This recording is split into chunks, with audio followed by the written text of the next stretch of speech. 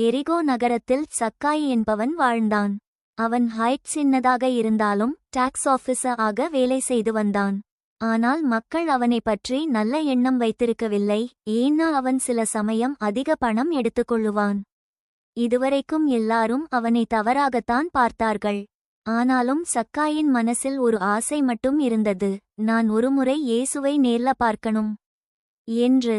ஒருநாள் இயேசு எரிகோ வழியாக வருகிறார் என்று சிட்டி முழுக்க செய்தி பரவியது. மக்கள் கூட்டம் ரோடு முழுக்க நிரம்பி நின்றது. சக்காய் சின்ன ஹைட் காரணமாக இயேசுவை பார்க்க முடியவில்லை. எவ்வளவு முயன்றாலும் க்ரௌட்குள் அவனுக்கு இடம் கிடைக்கவில்லை. அப்போது அவன் ஒரு புத்திசாலித்தனமான யோசனை நினைத்தான். கூட்டத்தை புறக்கணித்து முன்னாடியே ஓடி சென்று ஒரு பெரிய அத்தி மரத்தில் ஏறி பார்த்தான். அங்கிருந்து அவனுக்கு எல்லாம் தெளிவாக தெரியும். இயேசு அந்த வழியாய் வந்தபோது திடீர் என்று அந்த அத்தி மரத்தடியில் நின்று மேலே பார்த்தார்.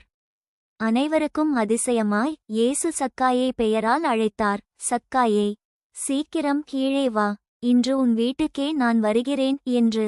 இந்த வார்த்தையை கேட்ட சக்காய் மகிழ்ச்சியில் திளைத்தான். இயேசு அவனிடம் கவனம் காட்டியது அவனுக்கு மிக முக்கியமானது.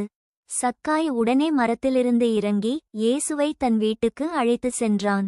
இயேசுவின் அன்பும் கவனமும் சக்காயின் மனதை தொட்டது. அவன் தன் பழைய பிழைகளுக்காக மனம் திருந்தி, கர்த்தரே, நான் ஏமாற்றியவர்களுக்கு 4 மடங்கு திருப்பித் தருவேன். மேலும் ஏழைகளுக்கு பொருட்டு என் சொத்திலிருந்து பாதியை தருகிறேன் என்று உண்மையாகச் சொன்னான். அப்போது இயேசு மகிழ்ச்சியுடன், இன்று இந்த வீட்டுக்கு இரட்சிப்பு வந்துள்ளது என்று அறிவித்தார்.